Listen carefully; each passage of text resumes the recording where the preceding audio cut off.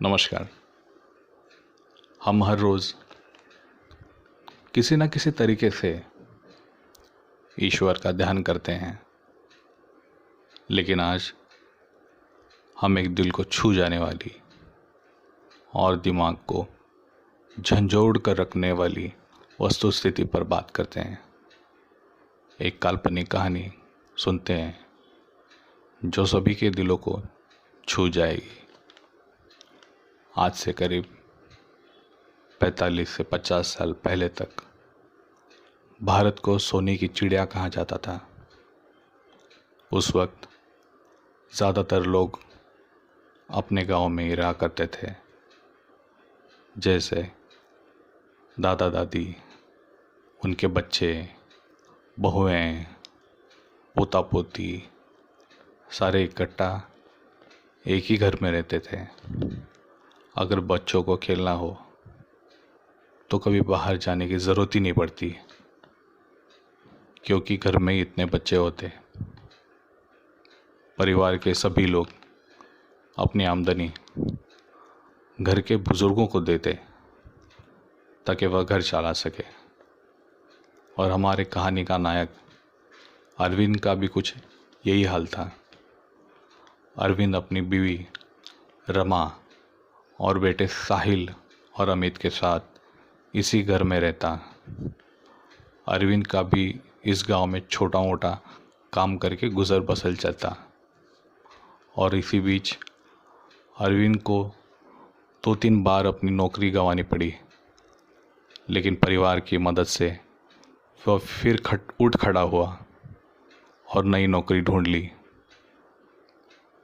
लेकिन कहीं पर उसके दिल में ये ख्वाहिश थी कि वो शहर जाकर कोई अच्छी नौकरी करे ताकि उसकी आमदनी भी बढ़े और परिवार की आर्थिक हालात भी बेहतर हों। एक दिन वह ज़िद करके शहर चला गया और अच्छी नौकरी भी पा ली। वो अपने 2-4 दोस्तों के साथ एक ही घर में रहता, लेकिन कुछ दिनों के बाद उसे लगने लगा कि अपनी बीवी और बच्चों को भी यहाँ बुलाना चाहिए।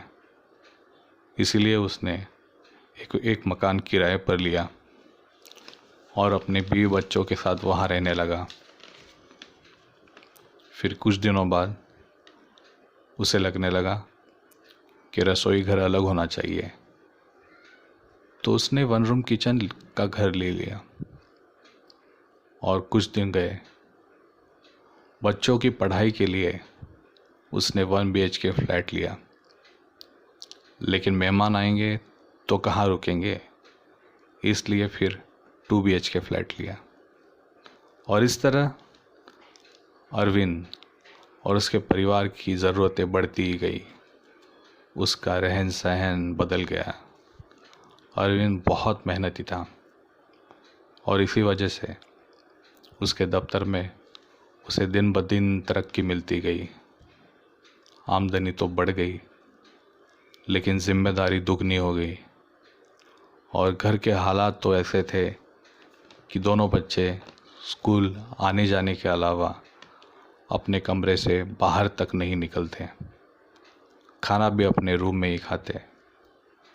रमा की बहुत सारे पड़ोसियों से अच्छी बनती, इसीलिए उसका ज़्यादातर वक्त घर के बाहर ही गुजरता। अरविंद थका मांदा घर आता और खाना खाकर सो जाता। घर में किसी भी चीज़ की कमी नहीं थी, बस कमी थी तो एक दूसरे को दिए जाने वाले वक्त की। चारों अपनी ज़िंदगी अलग से जी रहे थे।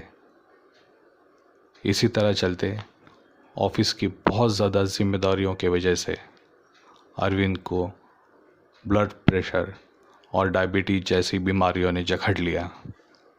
उसने ऑफिस से 2-4 दिनों की छुट्टी ली। जब वह घर बैठा तो घर की हालत देखकर वह भौचक्का सा रह गया। उसने सोचा, क्या मैंने शहर आकर कोई गलती तो नहीं की। उसे याद आया कि उसने माँ बाप से 6 महीने तक बात ही नहीं की है। अब उसने ऑफिस जाना शुरू कर दिया था, लेकिन वो हमेशा उदास और निराश अपनी ही सोच में रहता।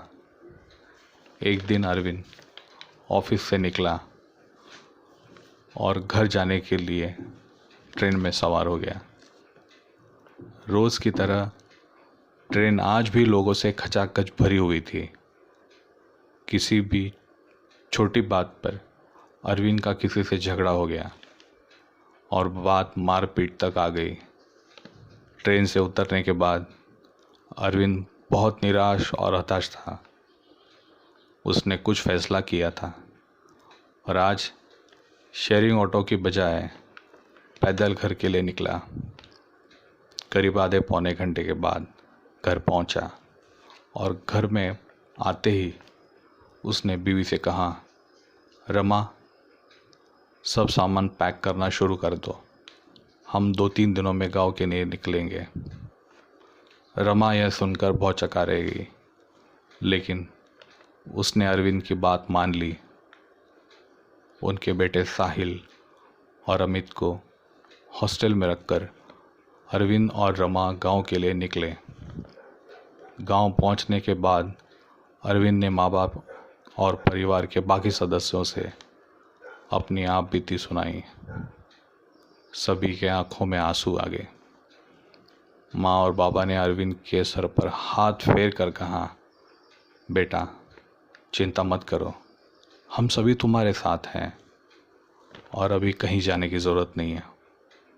ये सुनकर अरविंद अपने माँ बाप से बिलख कर फूट फूट कर रोने लगा, मानो उसके मन से भावनाओं का समंदर बह रहा हो। अब अरविंद खुश था, सुखी था और निश्चिंत भी था, क्योंकि वो अपने लोगों में, अपने परिवार के बीच था। आज न जाने ऐसे कितने अरविंद या तो अपने गांव की तरफ निकल गए या निकल रहे हैं। खुशी होती है जानकर कि कोई अपनों के बीच पहुंचकर खुश है। शायद इसीलिए अपने पुरखों ने हमें परिवार का मतलब समझाने की कोशिश की, लेकिन हम उन्हें कम अक्लमंद समझते रहे।